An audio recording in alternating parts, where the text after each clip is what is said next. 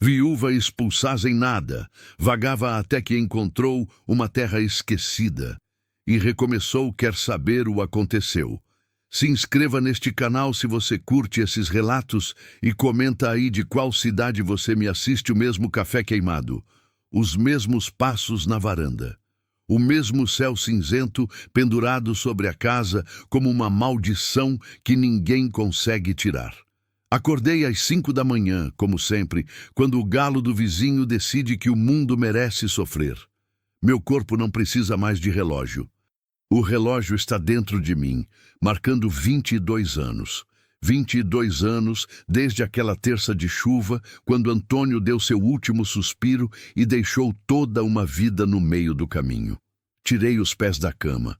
Aquela cama grande demais para uma pessoa só, com os lençol desbotado e o colchão que afunda de um lado.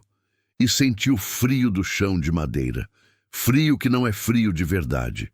É o frio que a gente sente na alma quando acorda sozinho. Meu nome é Lourdes.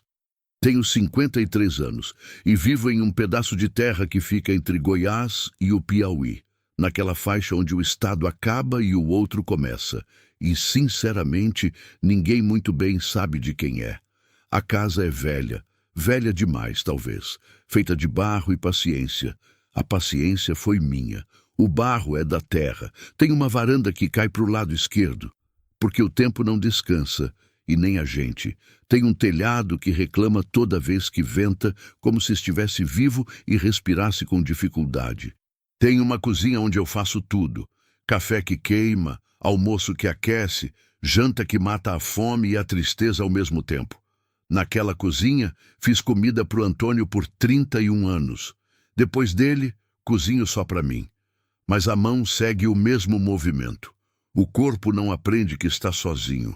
A fazenda não é grande, uns 2 alqueires talvez, o suficiente para sobreviver sem pedir esmola.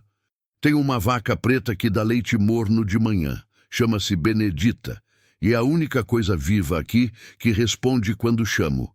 Tenho galinhas que botam ovo, às vezes, e que correm quando elas veem meu rosto, porque sabem que é para contar. Tenho um pé de graviola que cresceu sozinho, anos atrás, e que agora dá tanto fruto que eu deixo a maioria cair no chão porque não consigo comer tudo. A vida não deixa a gente esquecer que produz mais do que precisa. Tenho uma horta que é meu maior diálogo com Deus, porque é assim que eu converso com Ele, plantando. Coloco a semente na terra, fecho os olhos e sussurro minhas coisas. Depois fico em silêncio, esperando resposta. E a terra responde. Às vezes demora, mas responde. Minha vida é tão repetida que até os grilos da noite já sabem meu horário. Eles chegam quando eu sento na varanda, saem quando eu deito. 5:30 da manhã. Acordo. 6. Café com tostada de broa que eu mesma asso no fogão de lenha.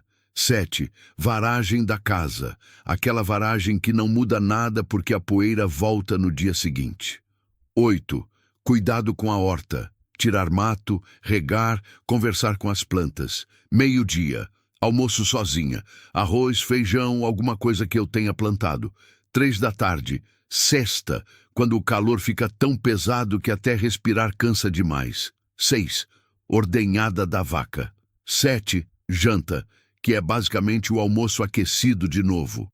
8 da noite, sento e fico acordada no escuro, contando quantas vezes o vento bate na janela. Essa vida não é boa nem ruim. É vida. E vida é o que sobra quando a esperança já foi embora. Naquela manhã, tudo começou igual. O café queimou. Sempre queima, porque eu deixo fervendo demais enquanto penso em coisas que já passou. A broa saiu boa. Eu comi sozinha. Aquela broa quente com um pedaço de queijo que fiz semanas atrás, um queijo duro e salgado que bota lenha no corpo. Depois fui para a varanda. A manhã estava clara, aquele claro que o sertão faz quando não tem nuvem.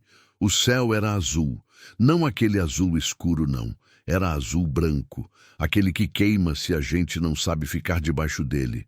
A temperatura já tinha subido. Era só 7:30 da manhã e eu já suava só de estar em pé. Fui para a horta. Minha horta fica atrás da casa, num pedaço que eu desentulhei anos atrás. Cavei com as próprias mãos, porque Antônio tinha morrido já, e fiz canteiros de terra preta que eu trago de longe. Plantei feijão, alface, tomate, cebola, um pé de abóbora que cresceu grande demais e agora toma conta de um canto inteiro. As plantas estão bonitas, murchas de calor, mas bonitas. Elas acordam cedo como eu. Tentam. Peguei o balde de água, aquela água morna do poço que é amarelada, mas funciona, e comecei a regar. Cada planta ganhava sua medida de água. Eu conhecia cada uma delas, sabia qual era gulosa, qual era delicada, qual precisava de mais sol. Foi quando ouvi um som diferente. Não era vento. Vento a gente conhece aqui. Esse lugar respira com vento. Esse som era outro. Era baixo. Era como um choro. Não era choro de criança pequena. Era choro de quem já cansou de chorar alto e só consegue fazer um barulho que sai junto com o ar quente. Meu corpo inteiro travou. A colher do balde caiu da minha mão. Nesses 22 anos, eu tinha aprendido a não ouvir coisas que não era para eu ouvir. Aprendi a virar a cara. Aprendi que ajudar é crime para quem está sozinha, porque ajudar é abrir a porta. E porta aberta deixa sair tudo o que a gente guardou para dentro. Mas aquele som vinha de fora, vinha da estrada. Aquela estrada de terra vermelha que passa em frente da minha casa. A única estrada que passa. Vizinho mais próximo fica a 3 quilômetros. Depois tem mais 3 quilômetros para outra casa. Depois nada. É só estrada, poeira e vazio. Deixei o balde de lado. Limpei as mãos na saia. Uma saia velha, desbotada, que já foi azul. E caminhei em volta da casa. Lento. Porque meu coração começou a bater diferente. Aquele tipo de batida que a gente sente quando algo vai mudar. Virei a curva. Aí eu vi. No meio da estrada de terra vermelha, a uns 20 metros da minha cerca de arame farpado, aquela que eu mesma consertei tantas vezes que já perdi a conta, tinha algo. Uma forma. Um vulto. Quando meu olho focou melhor, quando a realidade desceu sobre mim como uma mão pesada, eu entendi. Era uma criança. Estava sentada, simplesmente sentada no meio da poeira, os ombros caídos, a cabeça baixa, como quem desistiu de andar e só quer ficar ali, imóvel, esperando que o mundo acabe. Meu primeiro impulso foi correr para dentro, fechar a porta, dar a volta, fingir que não tinha visto. Porque é assim que a gente aprende a sobreviver sozinho. A gente aprende a não ver. Mas o choro continuava. Agora mais claro, mais desesperado. Como quem clamava por algo que a gente sabe que nunca vai vir. Fiquei dentro de casa por quase 1 hora. Sentei na cozinha. Tomei água. Olhei para a porta. Olhei para a janela. As mãos tremiam. Meu peito acelerava como se estivesse cometendo um crime. Porque ajudar é crime para quem está sozinha. Ajudar é se abrir, e quem está fechado sabe que abrir é morrer de novo. E eu já tinha morrido uma vez, quando Antônio foi. Eu tinha morrido inteira naquele dia. Meu coração parou junto com o dele. Levei anos para aprender a respirar de novo, sozinha, sem precisar de ninguém. E agora aquilo. Cheguei na janela. Abri a cortina de pano grosso. Aquelas cortinas que não deixam nem um fio de luz sair, porque luz atrai gente e gente atrai dor. E olhei. A criança ainda estava lá. Agora eu podia ver melhor. Podia ter uns 7, 8 anos. Não conseguia ver bem de longe, mas ela estava daquele jeito que criança fica quando já chorou demais e o corpo só consegue fazer barulho sem força. Estava descalça, com uma roupa que devia ter sido branca uma vez, agora mais pardo, mais cinzento. Os cabelos dela estavam sujos demais, compridos demais, como se ninguém tivesse cuidado faz muito tempo. A criança levantou a cabeça. Nossos olhos se encontraram. E foi como se uma porta que eu trancava há mais de 20 anos batesse aberta de repente. Aquele olho dela era o olho de um animal preso, de quem já perdeu a esperança, mas ainda assim por alguma razão que nem ela entendia, continuava procurando, continuava esperando, continuava acreditando que talvez, só talvez, alguém visse. Meu Deus, eu conhecia aquele olho. Eu tinha visto ele no espelho todos esses anos. Enfiei a mão no bolso da saia e meu coração começou a disparar, tipo aqueles dias em que a gente sente que vai morrer, que o peito vai explodir, que tudo vai desabar. A mão tremeu. Eu respirei fundo, contei até 10, até 20, até o número que Antônio dizia que eu devia contar quando tinha medo. Ele dizia que medo é só falta de ar, que respira que passa, mas não passava. Porque eu sabia, naquele segundo, que se eu abrisse aquela porta, se eu saísse para a rua, se eu tocasse naquela criança, se eu a trouxesse para dentro da minha casa, tudo mudava. Eu não era mais só eu. Eu era uma pessoa que cuida. Eu era uma pessoa responsável. Eu era uma pessoa que pode perder. E eu já tinha perdido tudo o que tinha para perder. Quase tudo. A criança se mexeu. Tentou levantar. As pernas não obedeceram. Ela caiu de novo. Pronto. Foi só aquilo. Uma queda. Uma criança que cai na estrada quente demais para asfaltar, que machuca o joelho, que está perdida em um lugar que não é de ninguém, longe de tudo, debaixo de um céu imenso que não pensa em ninguém. Eu abri a porta. Minhas pernas me levaram como se eu não tivesse pedido, como se fossem delas a decisão e não minha. O vento quente bateu no meu rosto, aquele vento que queima, que seca até o pensamento. A poeira vermelha da estrada subiu e me envolveu.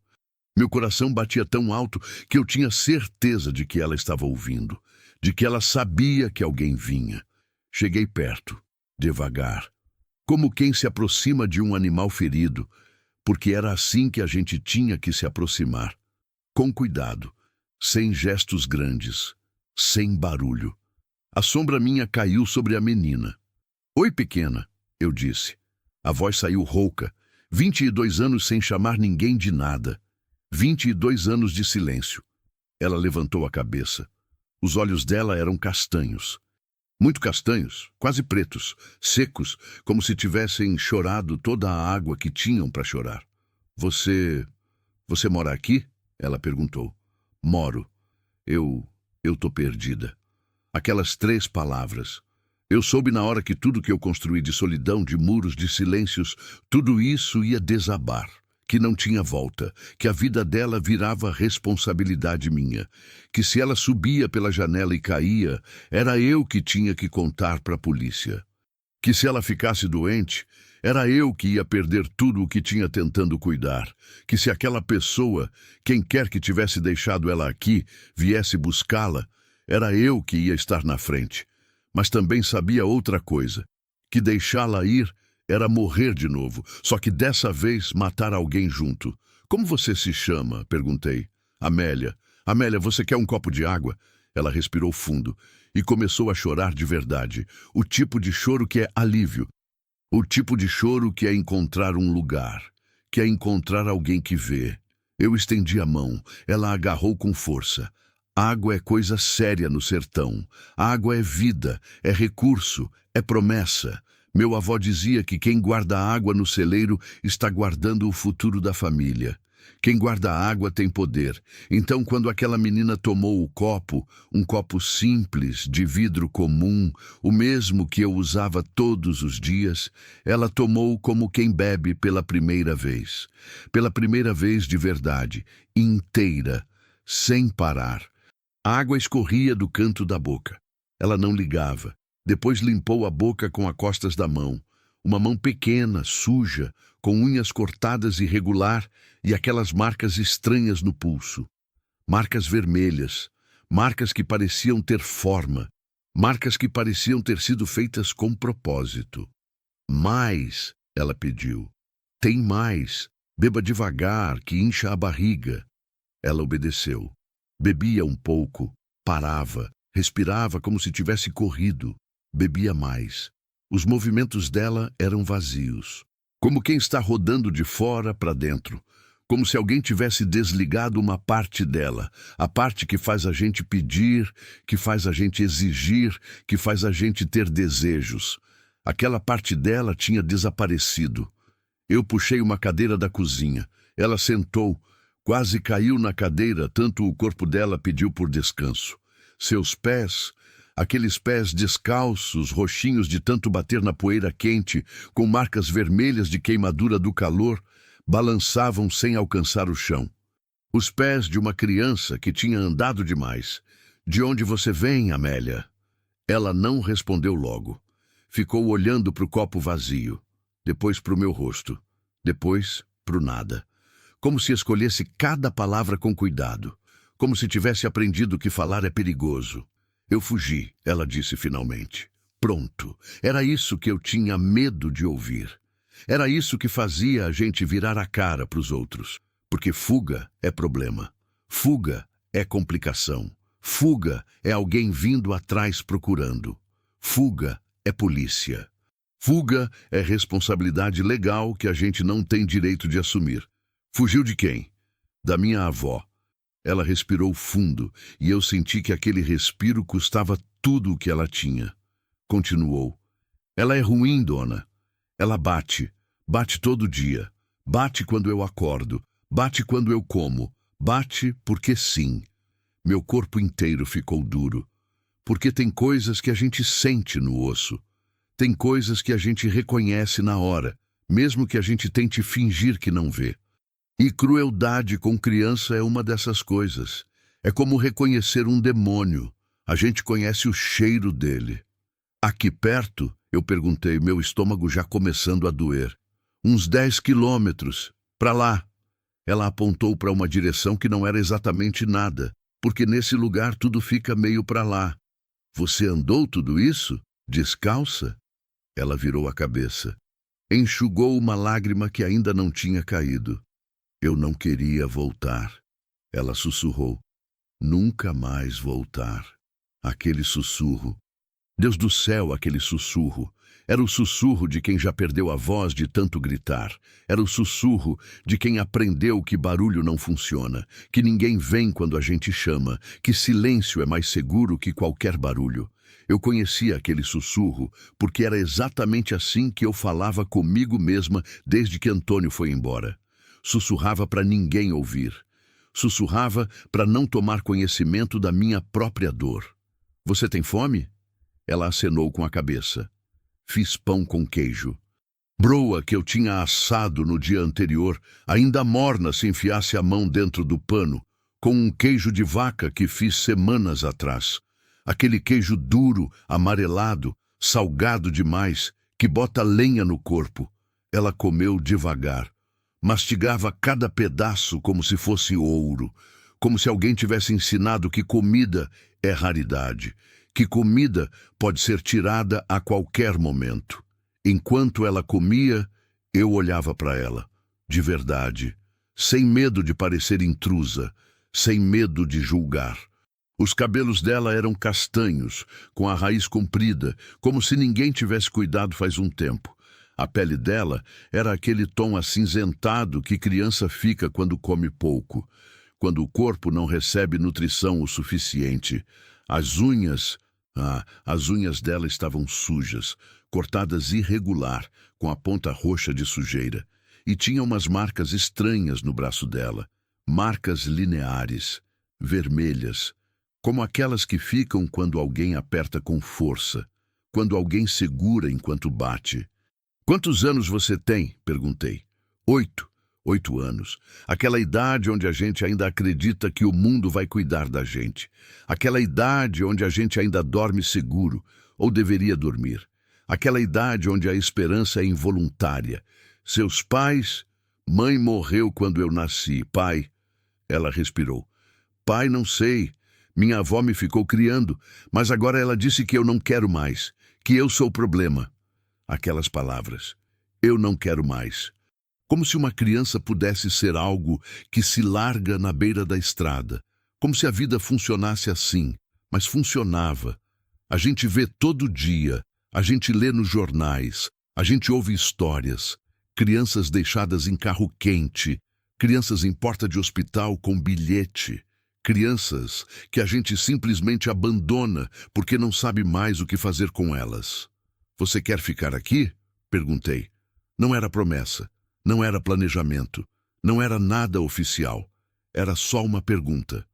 Mas era a pergunta mais importante que eu fazia desde que Antônio morreu. Amélia olhou ao redor, viu a cozinha velha, aquele fogão de lenha que fuma, aquele barro das paredes que está descascando, aquela geladeira velha que reclama demais. Viu aquela parede com bolor, aquele bolor que vira todo mês depois da chuva. Viu a varanda que cai para o lado.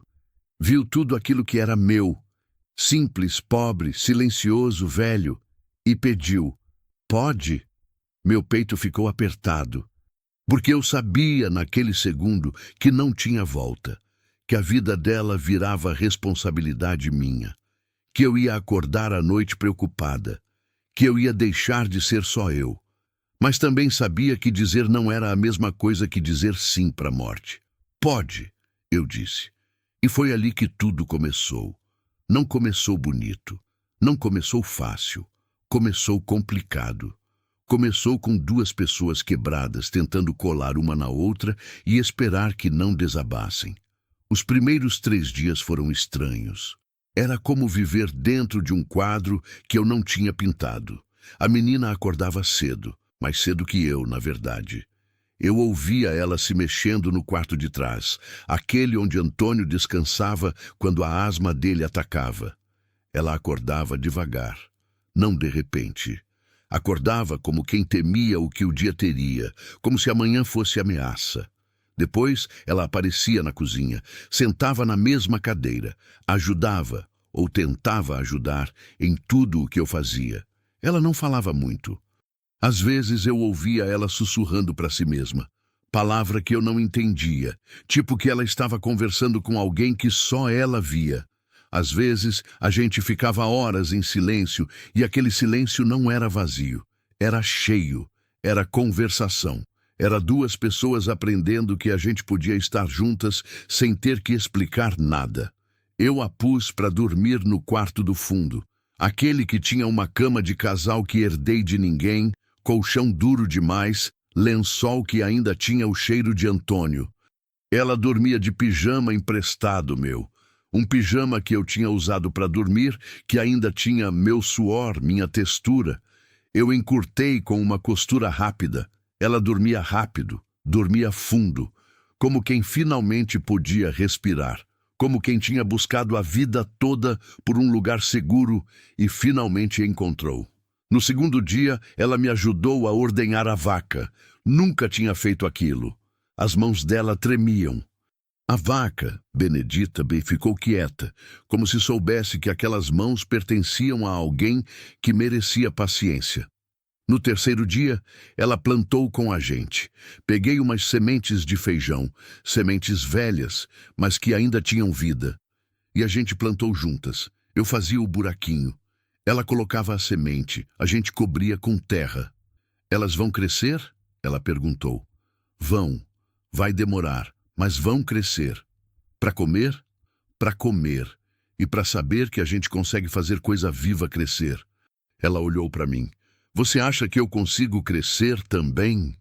Meu coração quebrou naquele momento. Inteirinho. Quebrou em pedaços pequenos. Você já está crescendo, eu disse. E era verdade. Ela estava. Nos olhos dela, alguma coisa estava voltando. Alguma coisa que tinha desaparecido estava voltando lentamente. No quarto dia, o céu mudou. Aquele azul branco desapareceu. Deixou o lugar para uma cor de chumbo. Aquele chumbo que torna o ar pesado, que faz a gente respirar diferente. Ao meio-dia começou a fazer frio. No sertão, frio é mensagem. Frio quer dizer tormenta grande vindo. Eu conhecia aquele frio. Amélia, eu chamei. Ajuda eu a trazer as galinhas para dentro. Ela correu, ansiosa demais. Aquele jeito que criança corre quando acha que está ajudando de verdade. A gente recolheu as 9 galinhas. A branca, a malhada, a cega de um olho, a vermelha brava, todas elas com nome porque 22 anos dá tempo para isso. todas elas merecedoras de nome. Colocamos dentro de um cercadinho que eu fiz na varanda, um cercadinho de madeira velha, com aqueles plástico que a gente reutiliza. Depois a gente entrou. O vento começou 2 horas antes de escurecer. Aquele vento que a gente sente nos ossos, que faz barulho diferente, não é o vento normal que passa, é vento que quer entrar, é vento que quer destruir.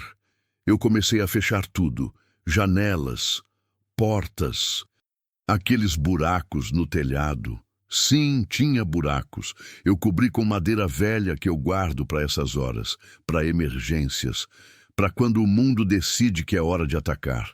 Amélia me ajudava, trazendo as coisas que eu pedia, movendo rápido, aquele medo dela misturando com vontade de ajudar.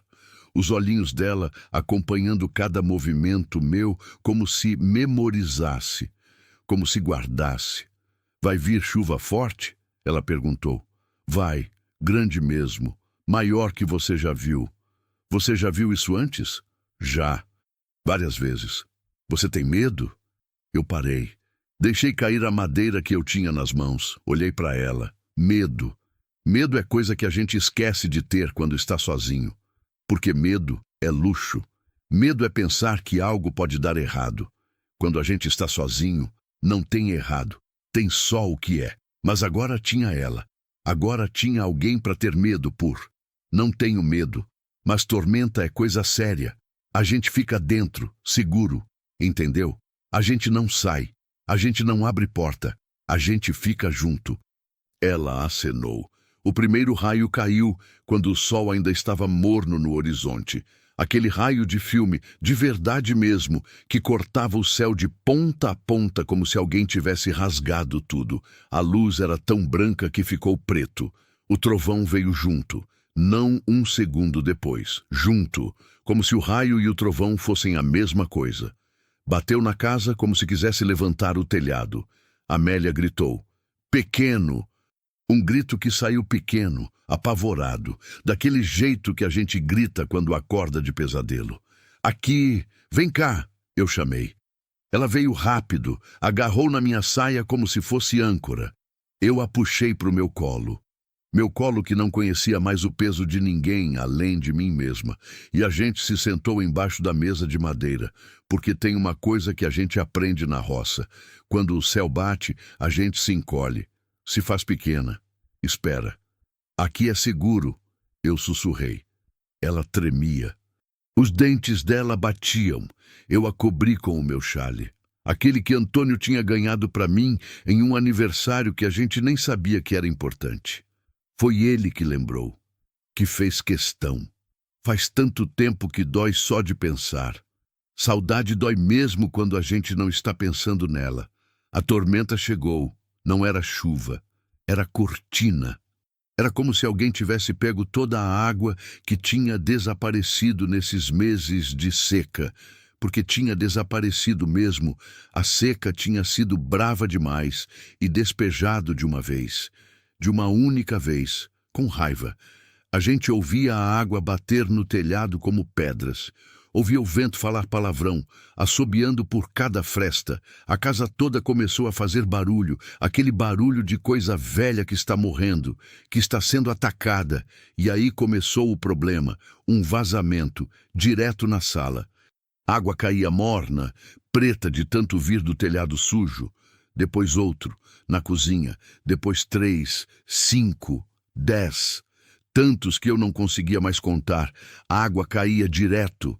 Gotas que viravam correntes, que viravam poças no chão. Poças que viravam grandes quantidades de água indo para lugar nenhum, danificando tudo. Eu saí debaixo da mesa. Deixei a Amélia lá, enrolada no chale, e peguei os baldes que eu tinha. Os potes, os pratos fundos.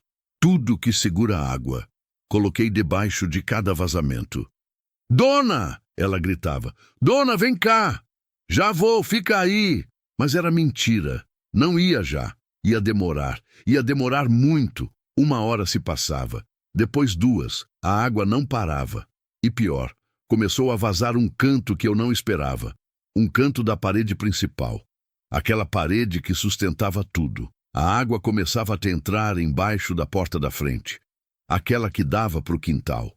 Fina, mas constante, como se a casa inteira estivesse sendo invadida por algo que eu não podia impedir.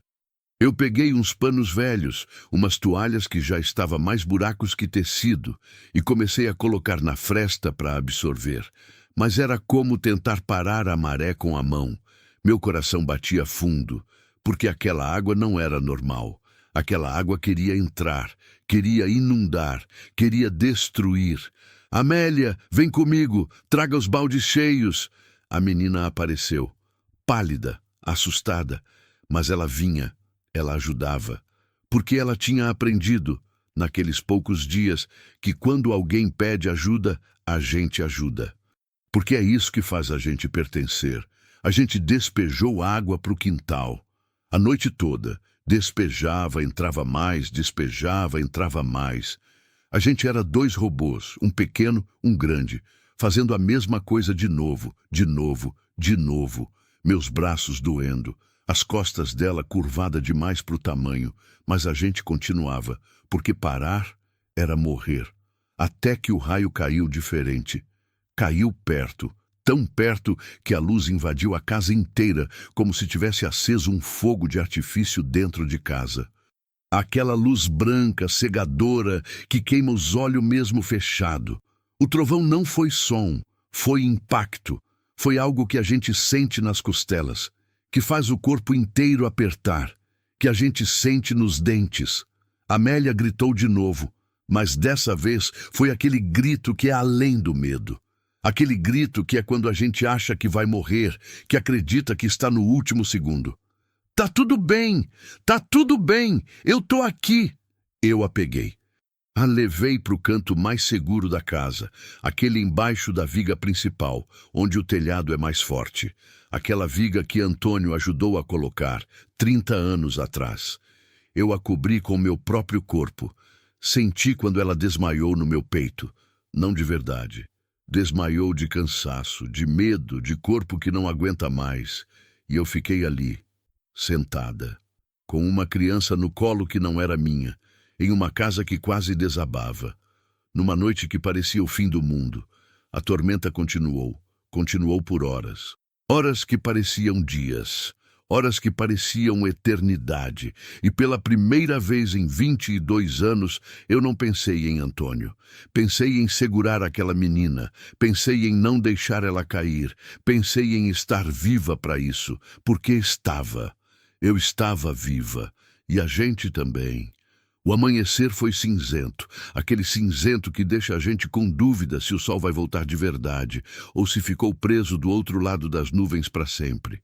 A chuva tinha parado, mas o vento ainda assobiava lá fora, aquele vento que era mais fraco agora. Cansado, como a gente, Amélia acordou quando a primeira luz entrou. Luz fraca, mas luz. Ela se mexeu devagar, os olhos abertos, mas vazios, como se tivesse acordado em um lugar que não era real, como se tivesse acordado em um sonho. A tormenta passou, ela sussurrou. Passou. A gente se levantou. Meus joelhos reclamaram. 22 anos de rotina não me preparava para noites em pé, para noites de abraçar gente. A menina também reclamava, mas silenciosa, aquele reclamar sem barulho que criança aprende quando ninguém quer ouvir. Abri a porta. O mundo lá fora era destruição. Não era destruição de filme. Era coisa real. Árvores caídas, galhos espalhados. A cerca que eu tinha feito sozinha, posto por posto, estava no chão, inteira, como se nunca tivesse existido. Como se tudo o que a gente constrói pudesse desaparecer em uma noite. Amélia puxou minha saia. A sua casa, ela tá inteira? Tá inteira. Mas não estava. Estava machucada. O telhado tinha um buraco novo, grande demais. Parte da parede da cozinha, aquela onde Antônio tinha colocado seus próprios tijolos, tinha desabado. As galinhas, graças a Deus, as galinhas estavam vivas. Assustadas, mas vivas, estavam em volta da varanda, aquela que agora descia para o chão de um jeito errado, como se tivesse quebrado algo que a segura. estava ruim, mas a gente estava vivo, muito vivo. Eu comecei a varrer a água. Varria com força, como se pudesse varrer a noite inteira junto. Amélia me ajudava, pegava nos baldes, despejava, trazia de novo. A gente trabalhou em silêncio, aquele silêncio que não é vazio, é trabalho. Trabalho que cura. Eram 10 da manhã quando ouvi o motor. Meu corpo inteiro travou, porque eu sabia que tinha chegado a hora. A realidade bate na porta sempre, sempre. A gente conhece aquele som de motor que traz problema. Um carro desceu pelo caminho. Aquele caminho que era meu. Um carro branco, com um símbolo na porta. Um carro de governo, um carro de gente que vem para resolver problema que não é da gente. 2 mulheres desceram. Uma delas tinha pasta na mão. Aquele tipo de pasta que a gente vê em novela, cheia de papéis que ninguém entende. A outra tinha um roteiro na cabeça, aquele jeito de andar que a gente vê nos filmes, aquele jeito de quem vem para resolver problema que não é da gente. Olá, temos denúncia de uma criança desaparecida nessa região, a primeira disse. Falava como máquina, como quem tinha feito aquela frase 1 milhão de vezes. Meu coração acelerou. Amélia correu para trás de mim. Você é Amélia? Perguntou a segunda mulher, ajoelhando.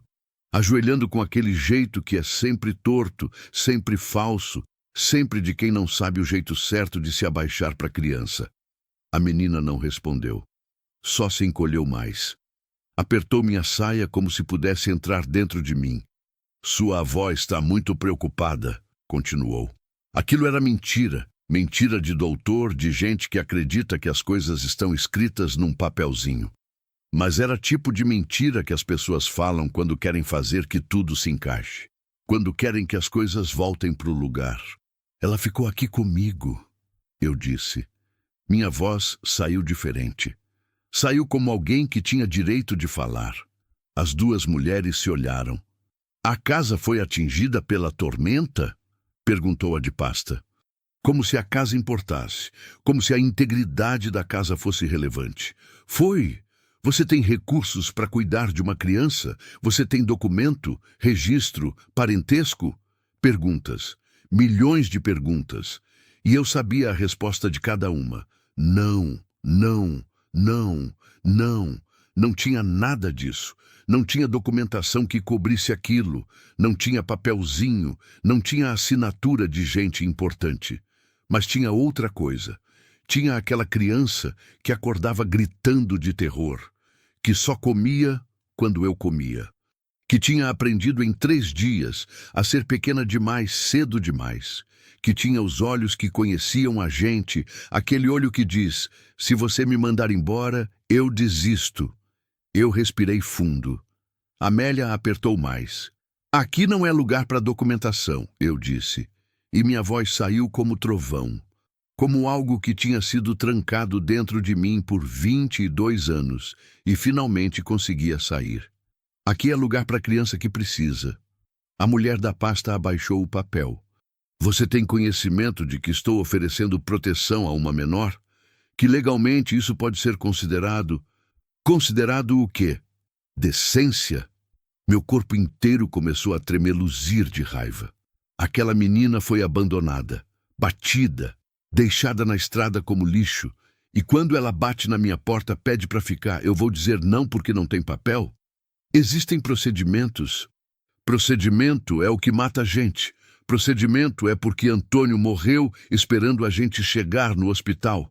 3 horas de procedimento enquanto o coração dele parava. Procedimento é para gente que tem tempo, que tem luxo de esperar. Nós não temos. As 2 se olharam de novo. Eu continuei. A lei dela, aquela avó, a lei dela é bater. É deixar marcas nos braços. É fazer criança pequena chorar. Se a lei de vocês não consegue ser melhor que isso, então a lei está errada. A mulher de pasta respirou fundo. Deixa eu falar com ela, sussurrou a outra. Ela se ajoelhou para Amélia, dessa vez com mais cuidado, com mais humildade. Pequena, você quer ficar com essa moça? Você se sente segura aqui? Amélia olhou para ela. Depois olhou para mim. depois para a volta da casa quebrada, para aquele mundo que tinha sido destruído ontem, mas que ainda estava de pé. Aqui ninguém me bate? Ela perguntou. A voz dela tão pequena que foi quase barulho do vento. Não, aqui ninguém te bate, então quero ficar. Elas foram embora 1 hora depois. Disseram que tinha investigação, que ia vir gente, que enquanto isso a menina ficava comigo, que era situação emergencial, que não era legal, não era, mas era humano. Foram embora. E eu fiquei com uma criança que não era minha, em uma casa que quase desabou, com uma vida que não era mais só minha. Passei os dias seguintes consertando, não só a casa, consertando a gente. Amélia me ajudava. A gente trabalhou em silêncio, aquele silêncio que é conversa.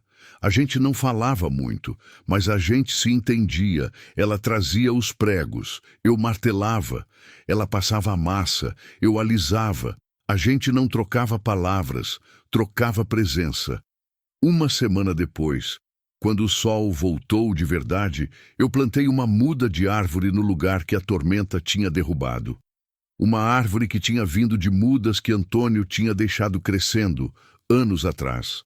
Uma árvore que ninguém tinha pedido, que ninguém tinha planejado, que simplesmente tinha crescido, como aquelas coisas que a vida oferece sem aviso prévio. A gente plantou junto. Amélia regou com a mão. Depois se virou para mim. Dona, ela vai crescer? Vai. Vai demorar tempo, mas vai crescer. Tanto quanto ela estava quando caiu, mais ainda, mais forte. Aquela menina olhou para aquela muda pequena, frágil, cheia de esperança plantada na terra dura que tinha sido batida pela chuva, e sorriu. Aquele sorriso que era a primeira vez. Eu tinha visto aquele sorriso antes. Vi no rosto de Antônio quando ele descobriu que a gente ia ter um filho, que depois não veio porque essas coisas acontecem. Vi naqueles dias quando a gente ainda acreditava que a vida era simples. Os meses passaram. Amélia cresceu, não só em altura, cresceu em tudo.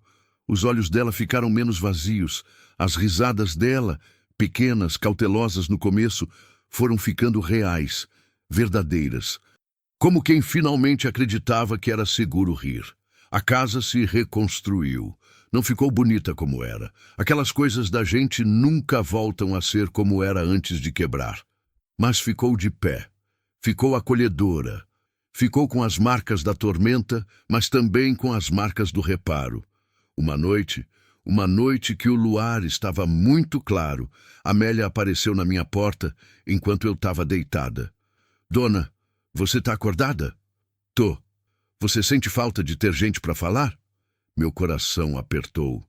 Antes eu sentia muito, eu disse. Antes de mim? Sim. Agora não sente mais? Eu respirei fundo. Olhei para aquela criança que tinha chegado na minha vida como tempestade, que tinha quebrado tudo que eu tinha mantido fechado. Agora tenho você para falar. Tenho você. Ela se encolheu do lado de mim, na cama. Naquela cama que costumava abrigar apenas Antônio, depois apenas eu. Agora abrigava a gente. Você acha que eu vou virar grande? Acho. Vou ficar aqui para ver. 22 anos eu vivi contando os dias que faltavam para terminar, contando as horas até deitar, acordando para nada, para uma vida que era repetição, para um silêncio que era morte lenta. Hoje eu acordo para ouvir a voz de Amélia chamando do quintal, chamando para vir ver a planta que cresceu. Aquela muda que a gente plantou depois da tormenta agora tem altura de gente pequena. Tem ramos, tem vida, chamando para tomar café que ela fez. Torrado demais, doce demais, perfeito. O silêncio ainda existe, mas não é vazio. É cheio de respiração, de duas pessoas respirando juntas, de duas pessoas aprendendo que a solidão é escolha, que a gente pode estar sozinho, mas não abandonado. Antônio não voltou, não volta, não vem. Mas também virou coisa diferente, virou memória que cabe no peito, virou passado que não dói tanto, virou espaço que deixou para ela chegar. E quando a gente está sentada na varanda, aquela varanda que também se reconstruiu, De tarde, vendo o sol descer naquele azul que pinta o sertão de roxo, vermelho, rosa, aquele azul que a gente só vê quando está vivo de verdade, Amélia coloca a cabeça no meu ombro. Você vai embora um dia? Ela pergunta. Não. Promete? Prometo. E é a coisa mais importante que eu já prometi. Porque é promessa de ficar. É promessa de não deixar desabar. É promessa de que a solidão não é o fim. É só o começo. A vida, de verdade, começou quando eu pensei que tudo tinha acabado. Começou quando eu abri uma porta que prometi nunca abrir.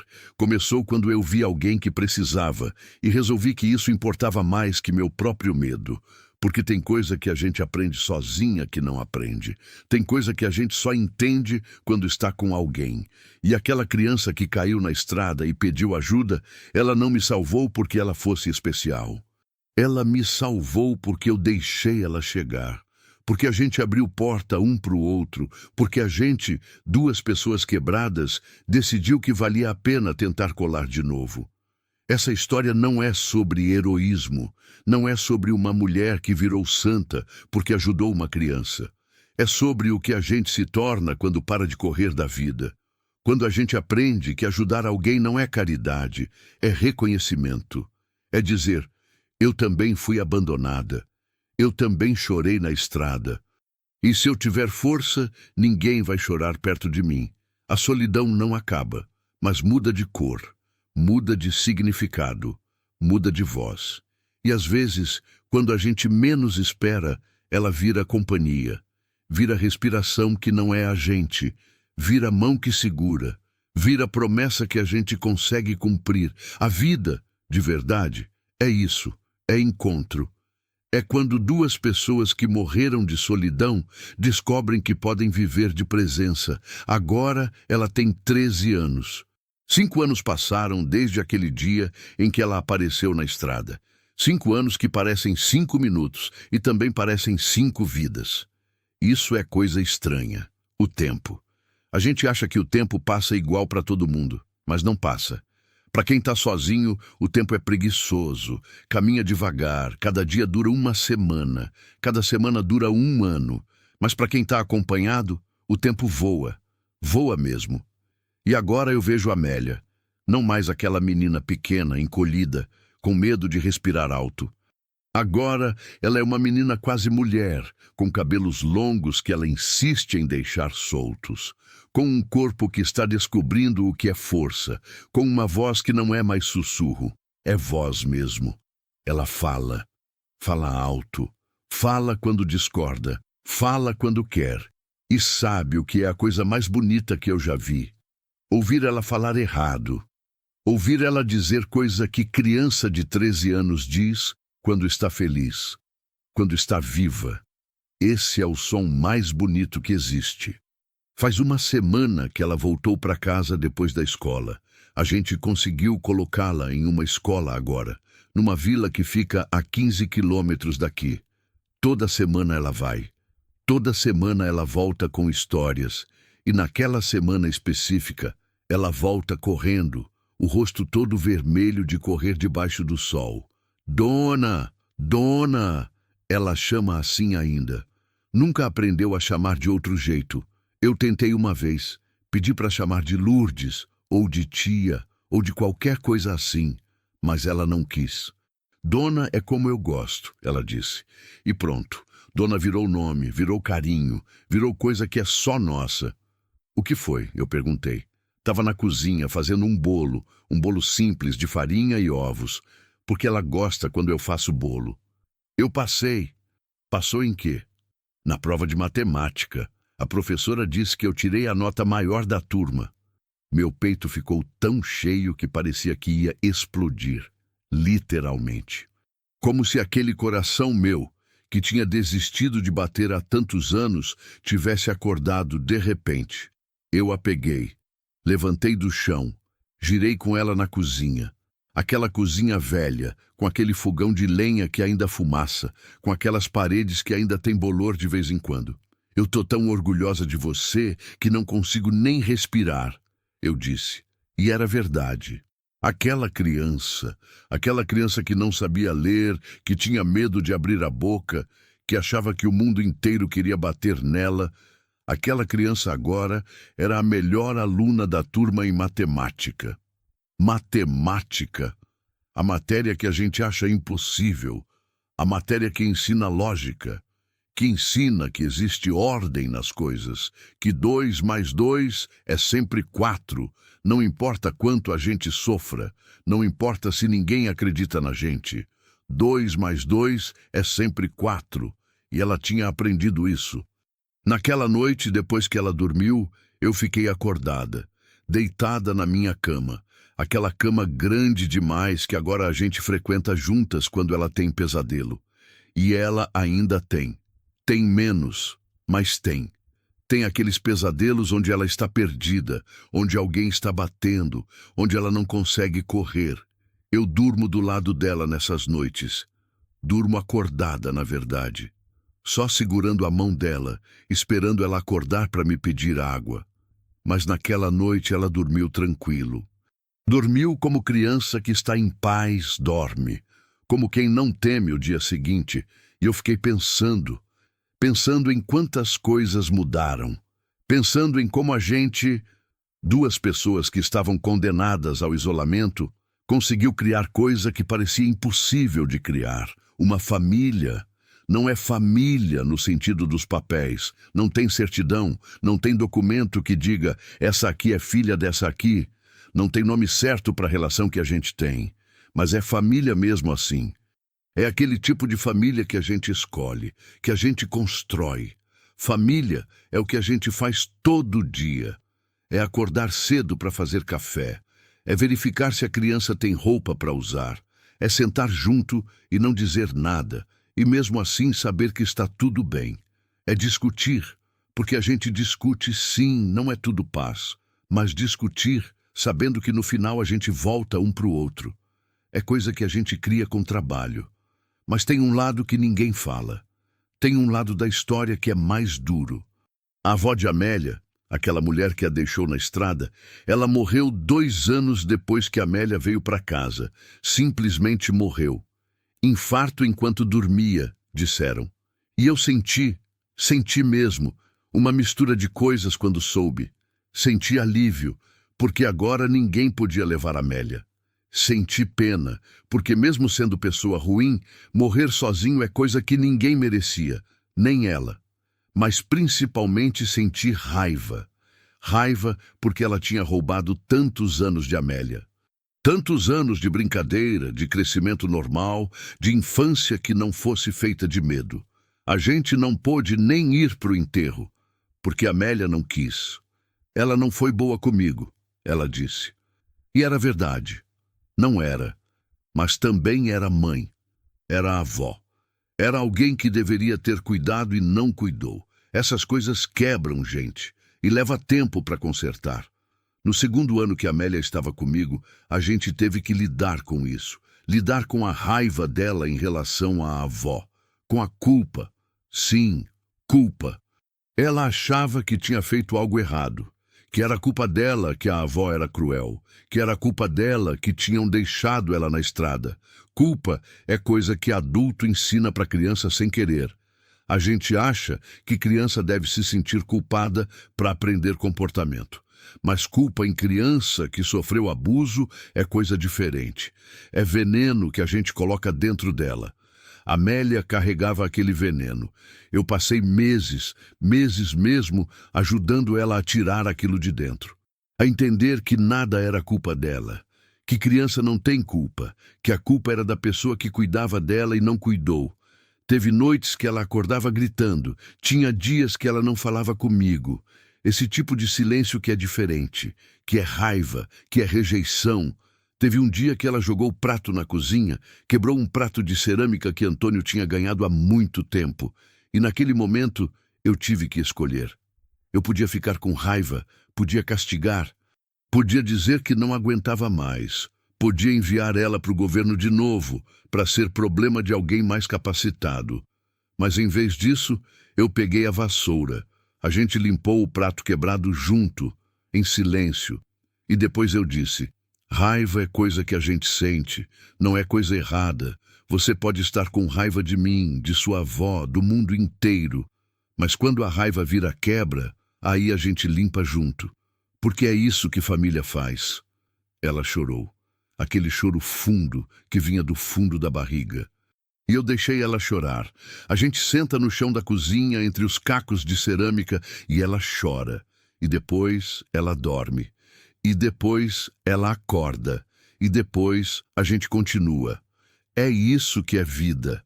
Não é estar bem, é estar quebrado e continuar mesmo assim. Mas tem mais uma coisa que preciso contar. Tem mais um encontro, porque a vida tem jeito de sempre pedir mais da gente. Um ano atrás, faz exatamente um ano, um menino apareceu. Não de primeira vez na estrada, não abandonado. Ele apareceu quando Amélia estava voltando da escola. Ela o viu debaixo de um pé de árvore, aquele pé de caju que fica no caminho, e ele estava dormindo. Mas não era sono normal. Ele estava magro demais, tão magro que parecia que o vento podia levar. E tinha ferimentos no braço, ferimentos que pareciam recentes. Amélia correu para casa. Dona, tem uma criança lá! E eu que achava que tinha aprendido tudo que precisava aprender sobre ajudar alguém, eu tive meu coração acelerado de novo. Porque estava acontecendo de novo. A vida estava pedindo de novo. Seu nome é Lucas. Agora ele tem 11 anos. Ele é filho de uma mulher que mora numa vila do outro lado. Uma vila que a gente quase não conhece, que é mais longe, mais seca. Uma mulher que vive com um homem que não é pai dele. Um homem que bate. Lucas fugiu. Fugiu como Amélia tinha fugido. Com medo, com fome, com aquele olho que é olho de quem desistiu. E agora ele está aqui. Tem um ano aqui. Um ano morando em um quarto que a gente improvisou. Um ano comendo comida que a gente planta. Um ano vivendo com a gente. E a gente descobriu que não é só Lourdes e Amélia. Agora é Lourdes, Amélia e Lucas. É família que cresce. Ter 2 filhos, porque eles são filhos, entenda, são filhos. É diferente de ter um. É exponencialmente mais complicado. Porque agora eles discutem um com o outro. Agora Lucas tem ciúmes de Amélia, ciúmes de ela ser maior, de ela ficar comigo mais tempo. Agora Amélia tem ciúmes de Lucas, ciúmes de ele ser menino, de ele receber atenção diferente. Agora tem mais gente querendo comida, mais roupa para lavar, mais corpo para aquentar no frio da noite, porque ainda é frio aqui, ainda tem noites que a gente dorme amontoado, a gente inteira, mais preocupação, mais medo. Porque agora tem 2 corações que vão crescer, que vão sair de casa, que vão tentar a vida lá fora e podem sofrer, podem se machucar, podem voltar quebrados ou podem não voltar. Mas tem algo que ninguém fala sobre cuidar de gente. Tem algo que é mais importante que a dificuldade. É a alegria. É acordar de manhã e ouvir Lucas resmungando porque não quer sair da cama. É ouvir Amélia cantarolando enquanto toma banho. Ela canta errado, desafinado, mas canta. É ver ela ensinando Lucas a fazer broa. Ele queimou 3 vezes, mas agora faz uma que é quase tão boa quanto a minha. É estar na varanda de tarde, vendo o sol descer e ter 2 crianças do lado, aqueles 2 corpos que foram postos na minha mão pela vida, pela graça de Deus, pelo acaso ou pelo que seja. É olhar para aquela árvore que a gente plantou depois da tormenta, aquela árvore que agora é grande, que dá fruto, que dá sombra, e pensar, eu fiz isso, eu plantei isso, eu cuidei disso, e agora está grande, está vivo, está aqui. E é a mesma coisa com eles. Tem coisa que eu não falo para ninguém porque sou exagerado. Mas é verdade. Tem noites que eu fico acordado olhando para eles dormindo. Os 2, um de cada lado. Porque agora a minha cama virou cama de 3. E eu sinto algo que eu achava que nunca mais ia sentir. Sinto que minha vida tem propósito. Não é propósito grande.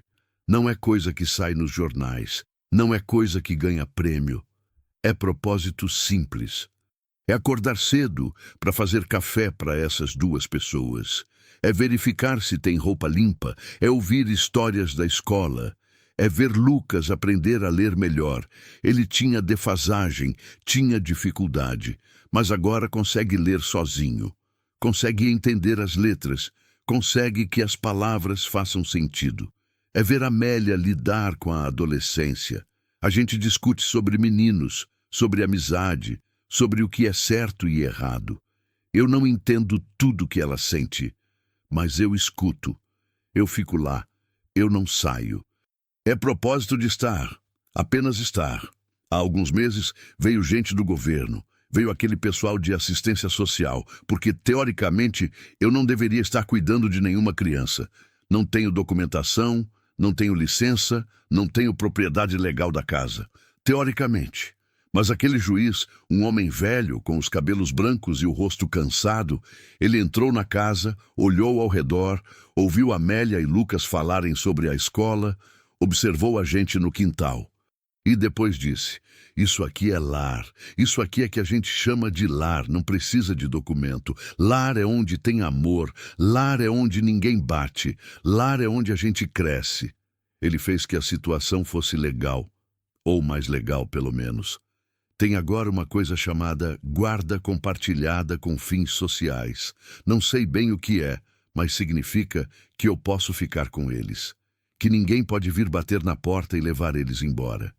Significa que é meu. Significa que eles são meus. Antônio morreu há quase 30 anos agora. 30 anos. É tanto tempo que, às vezes, eu tenho dificuldade de lembrar como era a voz dele, como era o jeito dele dormir, como era acordar do lado dele. Mas tem coisa que não esquece. Esquece o som, mas não esquece o sentimento. Não esquece como era ser cuidada por alguém, como era não estar sozinha, como era ter alguém que dizia eu tô aqui sem precisar dizer nada. E agora eu sou aquela pessoa. Sou aquela pessoa que diz eu tô aqui para duas crianças que precisam ouvir isso todos os dias. Às vezes eu penso que Antônio, se ele conseguisse ver, ele ia ficar feliz. Ele gostava de criança. Gostava daquele jeito que criança ama de volta, que criança não complica, que criança apenas ama. Acho que ele ia achar bonito que eu tivesse 2 filhos agora, que eu tivesse conseguido fazer a casa dele em casa mesmo. Tem coisa que ainda dói. Tem coisa que nós 3, porque a gente é 3 agora, a gente está ainda descobrindo como lidar. Lucas tem pesadelos. Amélia tem dias que fica estranha, que rejeita carinho, que quer ficar sozinha. Eu tenho dias que acordo e penso, não aguento mais isso, não aguento mais o peso. Tenho dias que fico com raiva, raiva sem direção, raiva que sobra, mas depois passa, porque a gente tem coisa que segura um ao outro. A gente tem rotina, tem trabalho, porque cuidar é trabalho. É trabalho cansativo, que não para, que não tem fim de semana. Mas tem recompensa. Tem recompensa que é Lucas correndo para me abraçar quando eu volto do mercado. Tem recompensa que é Amélia fazendo café sozinha e deixando quentinho para mim. Tem recompensa que é aquele silêncio. Aquele silêncio que agora é diferente, que é presença, que é amor, que não precisa de palavra. Eu aprendi uma coisa que ninguém ensina. Ninguém fala que as pessoas que sofreram muito, a gente tem algo que outras pessoas não têm.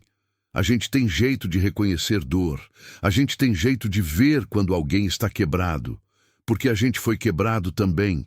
E tem algo mágico nisso. Tem algo que eu não sei como explicar, mas é como se a dor tivesse ensinado a gente a amar de um jeito que outras pessoas não conseguem amar. De um jeito que é profundo, de um jeito que é real. Semana passada, Lucas me perguntou, Dona, por que você cuida da gente? E eu pensei muito, porque a resposta não é simples. Não é porque eu sou boa pessoa. Não sou. Eu sou pessoa que tem dias que é amargada, que reclama, que quer estar sozinha. Não é porque é obrigação, porque obrigação não dura. Obrigação a gente abandona quando fica difícil. A resposta é porque eu entendo, porque eu também fui deixada, porque eu também achei que ninguém ia cuidar de mim, porque eu também chorei de medo, e quando eu vi ele, e quando eu vi a Amélia, eu vi a mim mesma, e eu não consegui virar a cara. Eu cuido porque você merecia ter alguém cuidando, e como ninguém fez, agora sou eu que faço, eu disse. Ele ficou em silêncio. Depois me perguntou: Você acha que a gente vai ficar sempre aqui? Acho que sim, enquanto vocês quiserem ficar. E se um dia a gente quiser ir embora? Então a gente deixa ir, porque amor é também deixar ir.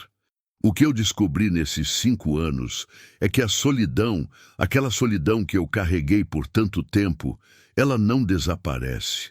Ela vira coisa diferente, vira nostalgia, vira memória daqueles dias em que eu acordava e não tinha motivo para acordar.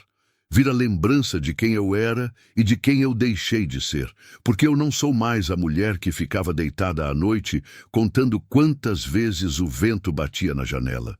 Sou a mulher que agora tem barulho em casa. Sou a mulher que tem riso. Sou a mulher que acorda porque precisa de alguém. E é melhor, é muito melhor. Tem uma coisa que a gente faz toda semana. Todo domingo de tarde a gente senta, os 3, embaixo daquela árvore que a gente plantou.